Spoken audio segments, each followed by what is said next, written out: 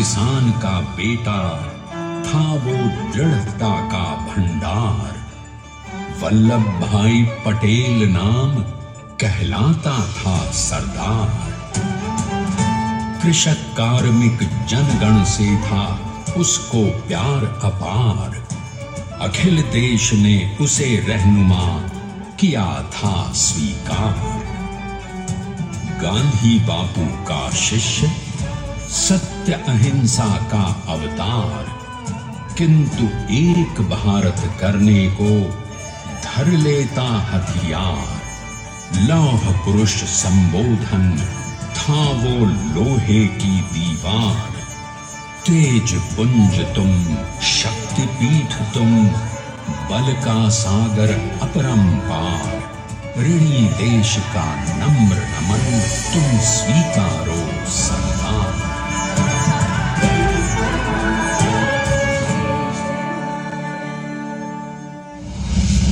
1857 में अंग्रेजों को ललकारने वाले पहले स्वतंत्रता संग्राम के एक सक्रिय सिपाही थे झवेर भाई पटेल।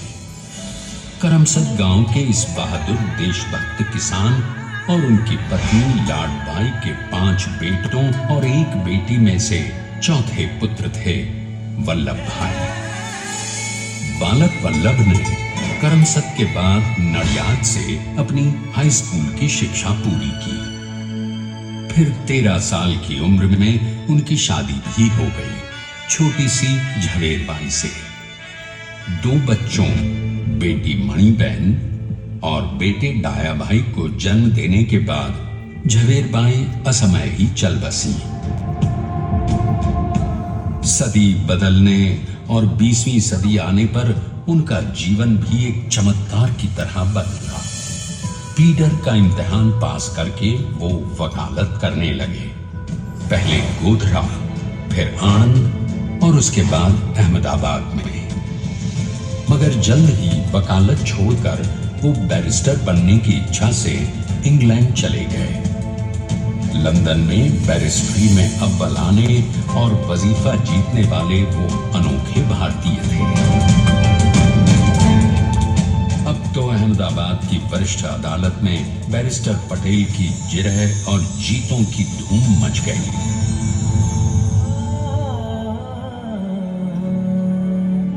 तभी एक युग पुरुष ने वल्लभ भाई के जीवन की धारा ही बदल दी। दक्षिण अफ्रीका में सत्याग्रह के अहिंसक अस्त्र से गोरे शासकों को सबक सिखाकर भारत वापस आए बैरिस्टर मोहनदास करमचंद गांधी से मिलकर वल्लभ भाई ने अपने कुछ वर्षों से सीखे विदेशी व्यवहार और संस्कार हमेशा के लिए त्याग दिए और अब वो अपने खेड़ा के किसानों को हक दिलाने के लिए बापू के साथ आंदोलन में कूद पड़े। अब उनके पैरों में जूते नहीं, गांवों की धूल थी।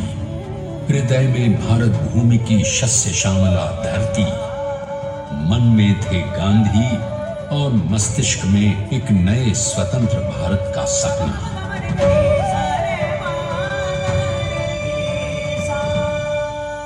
तभी बारडोली के मजबूर मजलूम किसानों की यातना का समाचार उनके पास पहुंचा।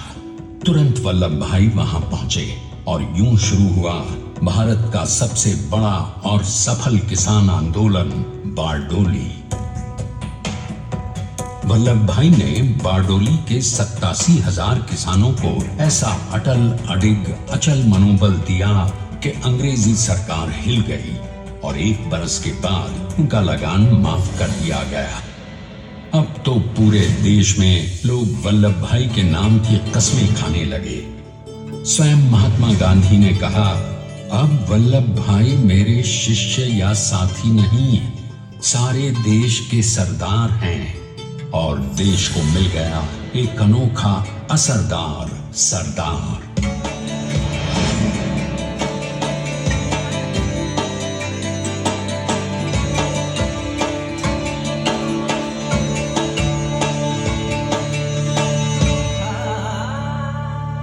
सरदार पटेल के नाम और देशभक्ति से अंग्रेज डर कर कांपने लगे। 1930 के नमक सत्याग्रह और दांडी कूच में वो बापू से भी पहले गिरफ्तार किए गए।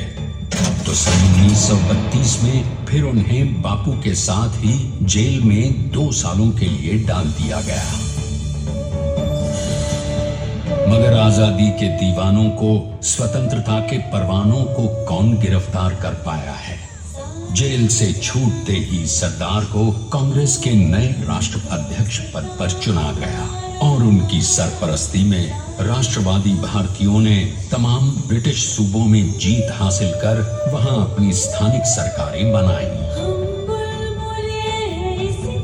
किंतु सरदार का सपना केवल सरकार बनाना नहीं था।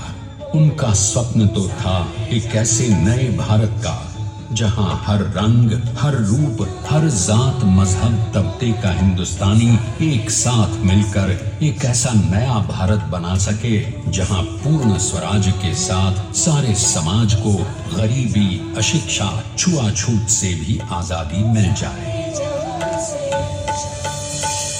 इसकी पहली रणनीति थी भारत को अंग्रेजों की गुलामी से आजादी, ताकि भारत के लोगों की अपनी सरकार सबके साथ और सबके विकास के लिए काम कर सके। बापू की अगुवाई में अब देश ने अंग्रेजों को अंतिम चेतावनी दे दी, करेंगे या मरेंगे, क्विट इंडिया, अंग्रेजों भारत छोड़ो। बस फिर क्या था, संघर्ष की रणभेरी बजी। 3 सालों के लिए सरदार पटेल को भी सत्याग्रही नेताओं के साथ जेल में ठूंस दिया गया। 2 सालों के बाद अंग्रेजों को बापू के सभी शिष्यों और साथियों को छोड़ना पड़ा।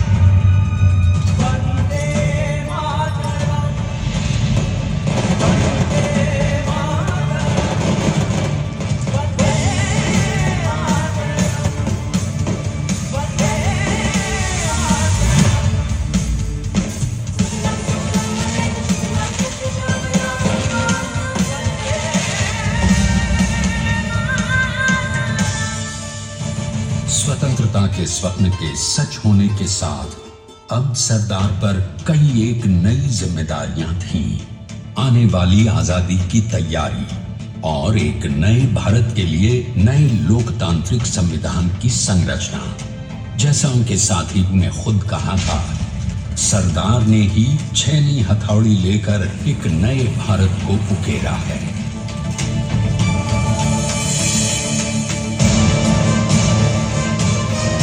स्वाधीनता तो प्राप्त हुई, लेकिन खंडित भारत में भी उठते विभाजनवादी अंधकार को अभी दूर करना था।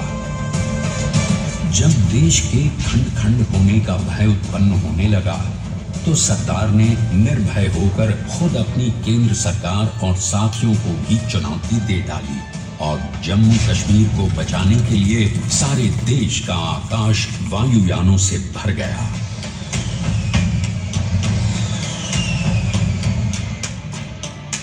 और फिर हैदराबाद और जूनागढ़ के भारत में विलयीकरण को पाकिस्तान से चुनौती मिली। सरदार चाहते थे कि देश की 1 इंच धरती अब और विभाजित नहीं होनी चाहिए। नए भारत को एक करने के लिए समझा बुझाकर, मना कर 565 रियासतों को सरदार ने अपनी सूझबूझ, सदाशयता, संबल से एक नए स्वतंत्र भारत का अभिन्न अंग बना लिया। हमारे इतिहास में अखंड भारत के पुरुषार्थ का ये एक महानतम अध्याय है। जैसा उन्होंने स्वयं कहा था, हमें नए धागों को पुराने ताने बाने में ऐसे पिरोना है कि एक दूसरे में गुंथ जाए और बेहतरीन बनावट वाला एक नया भारत उभर कर सामने आ सके। अंततः अपने वज्र दृढ़ संकल्प से एक नया विराट विशाल एक भारत श्रेष्ठ भारत बनाकर दिखा ही दिया सरदार ने। संसार के सबसे बड़े प्रजातंत्र के शिल्पी को प्रणाम करने के लिए देश ने बनाया है ये समर्थ स्मारक। स्वाधीन भारत को समर्थ भारत में बदलने वाले सरदार पटेल को समर्पित प्रेरणा तीर्थ भी है। प्रधानमंत्री श्री नरेंद्र मोदी के नेतृत्व में बनी विश्व की इस विशालतम प्रतिमा के सामने आकर सारी दुनिया जैसे स्वयं ही नतमस्तक हो जाती है।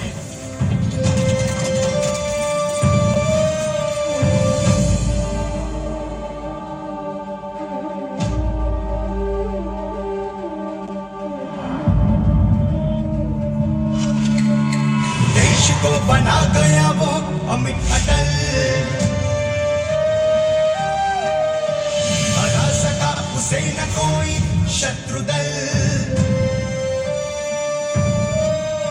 चट्टान के समान सा पुरुष प्रबल, तो स्वदेश का सम्मान है, पटेल तो स्वदेश का सम्मान है, पटेल तो स्वदेश का सम्मान है, पटेल तो स्वदेश का सम्मान है।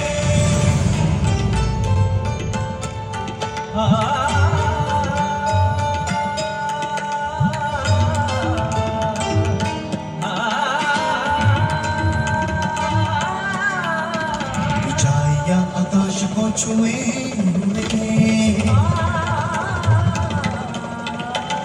गहराइयां समुद्र की लिए कदम अडिग जमीन पर जमे हुए। पटेल अपनी आन बान शान है, पटेल अपनी आन बान शान है, पटेल तो स्वदेश का सम्मान है, पटेल तो स्वदेश का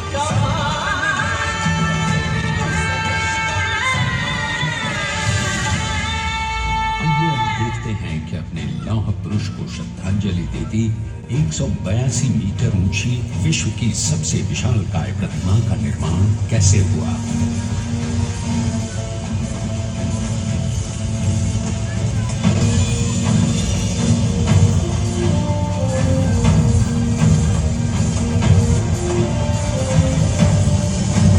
गगन चुंबती इस अद्वितीय अभूतपूर्व प्रतिमा को बनाने के लिए सबसे पहले नदी पर 4500 क्यूबिक मीटर का राफ्ट बना और फिर सीधा 600 फीट का कंक्रीट का कोर बनाया गया।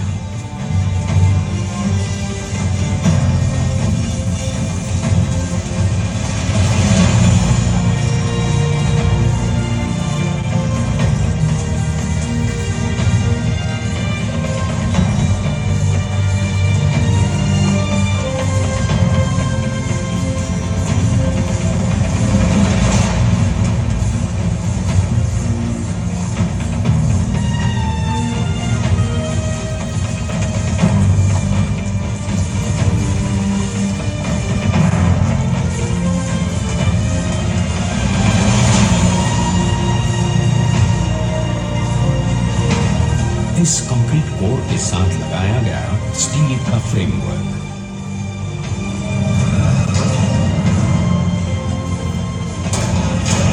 और फिर इस फ्रेमिंग पर 6500 ब्रॉन्ज के पीसेस लगाए गए।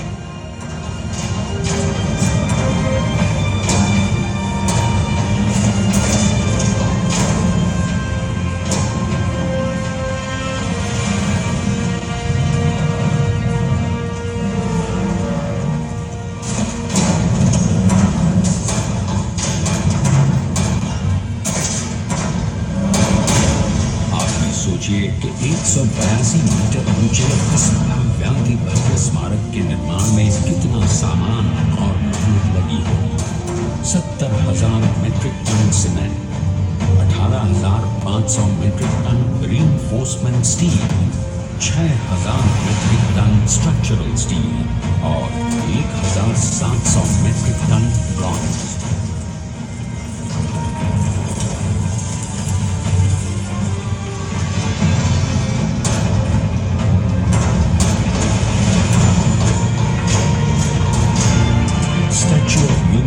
आज एक वर्ल्ड आइकॉन है और इसे मुमकिन बनाने में एक सेकंड भी ब्रेक लिए बिना देश भर की टीम्स ने 24/7 काम किया। 250 से ज्यादा इंजीनियर्स, 4,500 से ज्यादा स्किल फोर्स और कई लाख मानव दिन।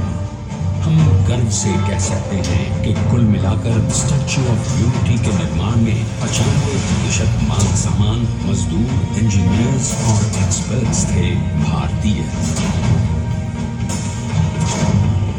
जानते हैं कि 182 मीटर ऊंची इस भव्य प्रतिमा को बनाने में कितना समय लगा? डिजाइन के लिए 12 महीने और निर्माण के लिए 34 महीने, यानी कुल मिलाकर केवल 46 महीने।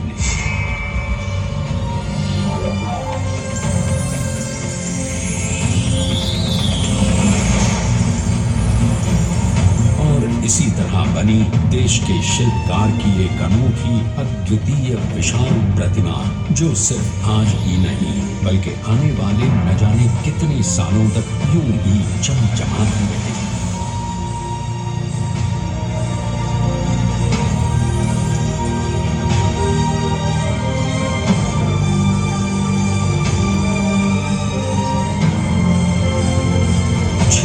महीनों तक लगातार बिना रुके एकजुट होकर न जाने कितनों ने परिश्रम किया और उनका साथ दिया भारत की 125 करोड़ जनता ने।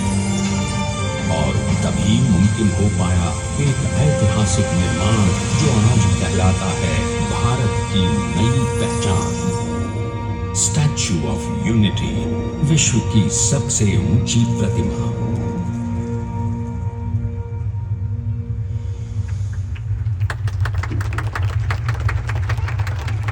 सरदार ने अपनी गंभीरता, शालीनता और दूरदर्शिता से भारत को संगठित करने के असंभव कार्य को संभव कर दिखाया। आइए आज हम सब उन्हीं की महिमा में विश्व के सामने एक उदाहरण रखें, क्योंकि ये ही भारत को श्रेष्ठता के मार्ग पर ले जाएगा। हमारा कर्तव्य ये है कि हमें निश्चय कर लेना चाहिए कि हमें हिंदुस्तान में जितने लोग हैं सबको मिल के भाई भाई की तरह के रहना है। स्टैच्यू ऑफ यूनिटी एकता की प्रतिमा और श्रेष्ठता का प्रतिबिंब है। एक पहल है इस अखंड भारत को श्रेष्ठ भारत बनाने के सपने को पूरा करने के लिए। एक पुकार है हम सबको एकजुट होने के लिए। एक आंदोलन है भारत को सबसे आगे ले जाने के लिए, श्रेष्ठ बनाने के लिए। आपके योगदान और विश्वास से ही बनेगा एक भारत श्रेष्ठ भारत। एकता का स्मारक है, एकता का संदेश है कि भाषा अनेक, भाव एक, राज्य अनेक, राष्ट्र एक, पंथ अनेक, लक्ष्य एक, बोली अनेक, स्वर एक, रंग अनेक, तिरंगा एक, समाज अनेक, भारत एक, रिवाज अनेक, संस्कार एक, योजना अनेक, मकसद एक, कार्य अनेक, संकल्प एक, राह अनेक, मंजिल एक, पहनावा अनेक, सीमा एक, चेहरे अनेक, मुस्कान एक। ये एकता का संदेश लेकर के हम चले। और भाइयों बहनों, ये भारत की विशेषता है, विविधता में एकता। यही भारत की विशेषता है।